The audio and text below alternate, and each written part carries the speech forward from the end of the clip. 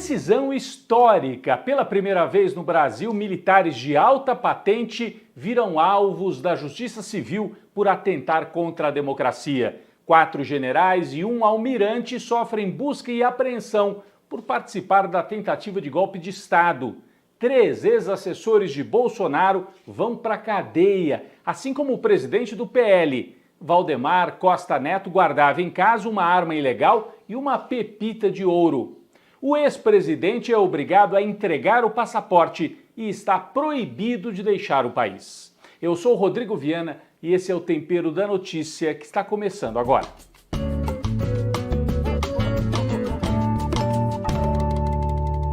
Foi uma ação histórica da Polícia Federal a mando do ministro Alexandre de Moraes do Supremo Tribunal Federal. Pela primeira vez, oficiais de alta patente, generais e um almirante viraram alvos da Justiça Civil no Brasil porque atentaram contra a democracia, participaram da tentativa de golpe de Estado comandada por Jair Bolsonaro.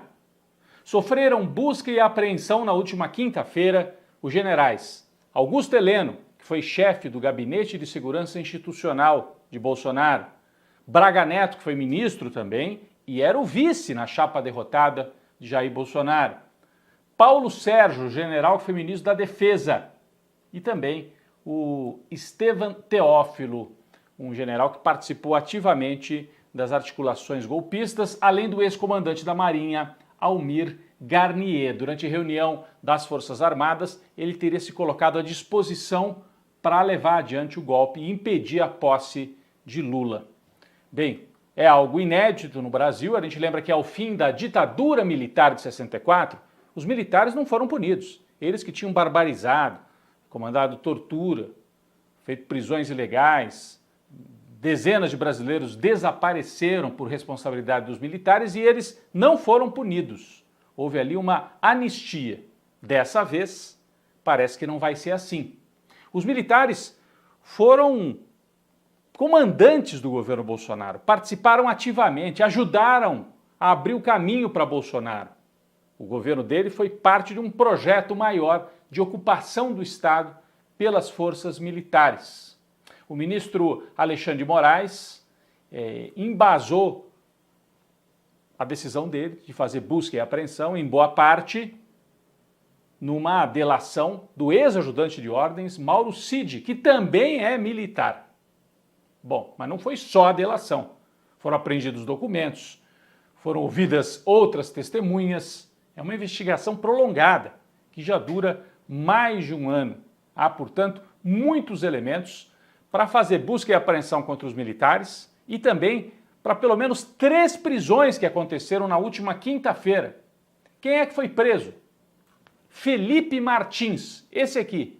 Ele ficou conhecido por fazer um gesto racista de supremacistas brancos, imitado da turma lá dos Estados Unidos. Ele era um assessor de assuntos internacionais de Bolsonaro, preso na última quinta-feira. Marcelo Câmara trabalhava num gabinete bem próximo, dentro do Palácio Presidencial, bem próximo de Jair Bolsonaro, preso na quinta-feira, militar também. E Rafael Martins, todos presos por ordem de Alexandre de Moraes, por participação nessa tentativa de golpe. A ação chegou também ao próprio Bolsonaro.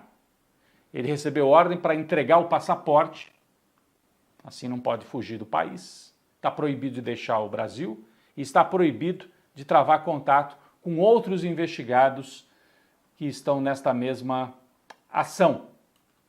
Foram encontradas ainda minutas, documentos preparatórios para a decretação de um estado de sítio no Brasil. Esses documentos previam a prisão dos ministros Gilmar Mendes, Alexandre de Moraes e do presidente do Senado, Rodrigo Pacheco. Localizados também vídeos de reuniões em que Bolsonaro reuniu os ministros para incentivar o ataque às urnas e o descrédito em relação ao sistema eleitoral no Brasil, ou seja, para articular o golpe de Estado. O presidente do PL, Valdemar Costa Neto, foi preso. Havia uma autorização para busca e apreensão nos escritórios do PL, o partido, do Bolsonaro, e também na casa de Valdemar Costa Neto, onde foram encontrados armamentos, uma arma ilegal e uma pepita de ouro originária de garimpo ilegal. Valdemar Costa Neto preso. Encontrado também um discurso preparatório para assim que Bolsonaro desse o golpe, ele pudesse falar à nação. Estava ali o rascunho desse discurso. A Polícia Federal descobriu também que Alexandre de Moraes vinha sendo monitorado por agentes de forma ilegal durante o governo Bolsonaro, porque eles queriam saber onde é que estava o Moraes. Assim que houvesse o golpe, ele seria preso. Tudo isso, são muitos elementos, estão nas investigações da polícia e na decisão de Alexandre de Moraes, que foi transformada em documento público depois das buscas e apreensões e também das prisões. Os bolsonaristas fizeram o quê? Tentaram vender aquele papel de vítima. Eduardo Bolsonaro tuitou, dizendo, toda vez que fazemos uma ação importante, vem o Alexandre de Moraes e decreta aí uma ação da Polícia Federal. Foi assim com a live lá em Angra dos Reis, aí no dia seguinte, operação na casa do Carlos Bolsonaro. Agora teve um ato público no litoral paulista e de novo vai lá o Alexandre de Moraes e faz essa busca e apreensão contra militares, assessores. É uma fake news, porque ação nenhuma da Polícia Federal é feita assim de última hora, de véspera. Ela é preparada com dias, semanas às vezes, de antecedência. Mas há essa tentativa de vitimização e há também uma reação mais extremada que veio de Hamilton Mourão, general, senador, que subiu à tribuna no Congresso e fez uma espécie de desafio ao Supremo. Diz que as Forças Armadas deveriam reagir, não poderiam aceitar o que está acontecendo. Significou uma pregação de rebelião contra a lei. Já há inclusive pedidos para que ele perca o mandato por causa desse discurso feito no Congresso Nacional. Tudo isso acontece no momento em que Lula, presidente da República, faz um giro pelos estados do Sudeste, São Paulo, Rio, depois Minas Gerais, e se encontra com governadores que estavam alinhados com Bolsonaro, estão ainda. Mas Lula acena para eles, mostrando que o objetivo é isolar a família Bolsonaro, os golpistas, e dialogar com uma direita que vai continuar existindo no Brasil. Lula também se pronunciou sobre as investigações e diz que tudo deve ocorrer dentro da legalidade, com um amplo direito à defesa por parte dos acusados.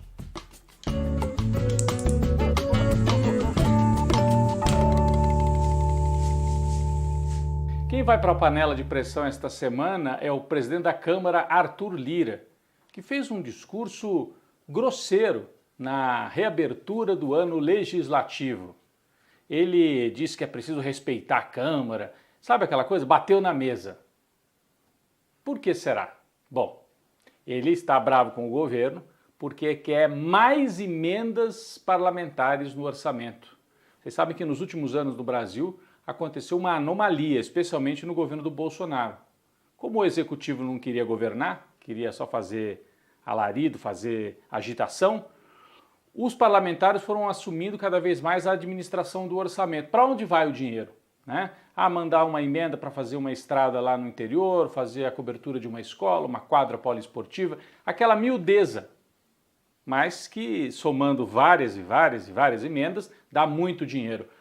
O governo Lula quer administrar o orçamento e quer dizer assim, olha, peraí, quem decide onde o dinheiro vai ser gasto é o governo. Não pode ser cada parlamentar, porque senão fica algo completamente pulverizado, sem uma coerência, sem uma linha de direção. O Arthur Lira está irritado com isso, quer mais poder, quer mais dinheiro para os parlamentares. É o último ano de mandato dele como presidente da Câmara. O Arthur Lira, que foi um aliado do Bolsonaro, apoiou o Bolsonaro na eleição e tenta criar problemas para o governo do Lula. Ele não tem muito com o que chantagear o Lula nesse último ano, porque reforma tributária já passou em 2023, os principais projetos do Haddad avançaram em 2023, o Arthur Lira está falando grosso, mas não tem muito com o que incomodar o governo nesse momento. Mas está promovendo uma chantagem, e uma chantagem pública. Eduardo Cunha já fez isso em relação a Dilma, mas naquele momento era um governo com dificuldades, um governo mais fraco. Dessa vez o Arthur Lira vai enfrentar um governo forte. O Lula está forte, apesar dos enfrentamentos com o bolsonarismo. Portanto, muitos analistas viram esse discurso do Arthur Lira mais como uma demonstração de fraqueza do que de força. Se ele tivesse poder mesmo, não precisava ficar batendo na mesa, fazendo ameaça e chantagem pública. A análise é essa. O Arthur Lira ainda quer ter um papel e ajudar a indicar o próximo presidente da Câmara. Mas o governo começa a se articular e o Arthur Lira, nesse enfrentamento, pode perder poder.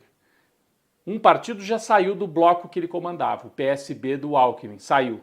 O PDT pode ser o próximo. Com isso ele vai perdendo apoios no bloco que ele comanda, o blocão, né, que reúne partidos ali de centro e tal, e de direita. E o governo tenta se organizar para achar uma alternativa, um outro presidente da Câmara que seja menos alinhado ao bolsonarismo e que não pratique a chantagem permanente que parece ser o objetivo do Arthur Lira. Ele vai parar na panela de pressão.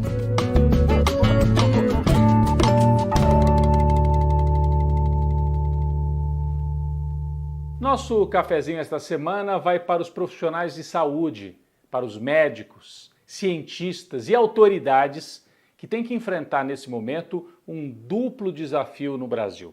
Primeiro, o avanço da dengue, que mais uma vez ameaça populações em várias partes do país. No Distrito Federal, a dengue avança rapidamente, alguns hospitais já não têm nem vaga para atender tanta gente.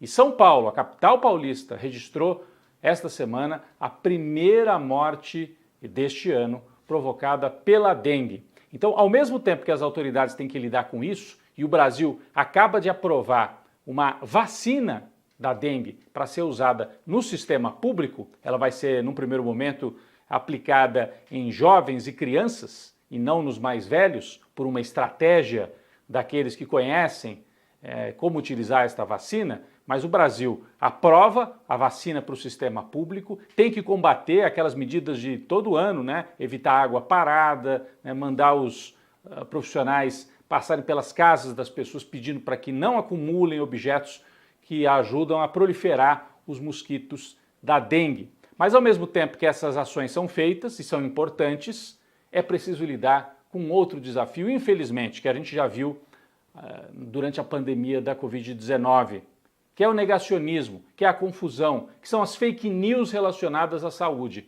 Começou a circular de novo, aquela ideia de que, não, dengue não tem problema, toma ivermectina que resolve. E aí o governo precisa gastar dinheiro, tempo, para fazer vídeos, textos, mensagens nas redes sociais para dizer, não tome esse remédio. Ele, além de não ajudar, pode ainda gerar complicações para a saúde. É um remédio que não serve para a dengue. Esse é um desafio e essas histórias são espalhadas pelas pessoas que a gente conhece, pela rede de mentirosos que têm interesses políticos de gerar confusão, gerar caos, né? Caos informativo e pode levar à morte, como a gente viu no caso da Covid-19. Mas além disso, autoridades de pelo menos 2 estados importantes, Minas Gerais e Santa Catarina, o governador Zema, em Minas, e o governador Jorginho Melo, em Santa Catarina, fazendo declarações negacionistas em relação às vacinas, dizendo o seguinte, no meu estado as crianças podem frequentar a aula sem vacina, podem ir para a escola, pais, é uma liberdade de cada família vacinar ou não vacinar. Além de uma ignorância absoluta, porque a vacina não é uma proteção individual. Ah, a minha família decidiu vacinar, a outra decidiu não vacinar, cada família toma a sua decisão. Não funciona assim, é uma proteção coletiva. Se todo mundo não se vacinar, as doenças avançam. O Brasil só conseguiu eliminar doenças como poliomielite, que é a paralisia infantil, reduzir bastante o sarampo, porque houve vacinação de 99% da população. Não adianta você, eu não vacino, é uma opção minha. Você está afetando a você, a sua família, o seu filho e também os filhos dos outros. Então, são governadores irresponsáveis que estão jogando num discurso bolsonarista. Portanto, o nosso cafezinho vai para as autoridades de saúde, para os profissionais que têm que lidar com esses 2 desafios ao mesmo tempo. Combater a dengue nesse momento, que é a maior ameaça, mas combater também o discurso de desinformação e esse absurdo de governadores fazendo esta pregação que gera confusão e deve ser combatida. Eles devem ser responsabilizados na justiça pelo que estão fazendo.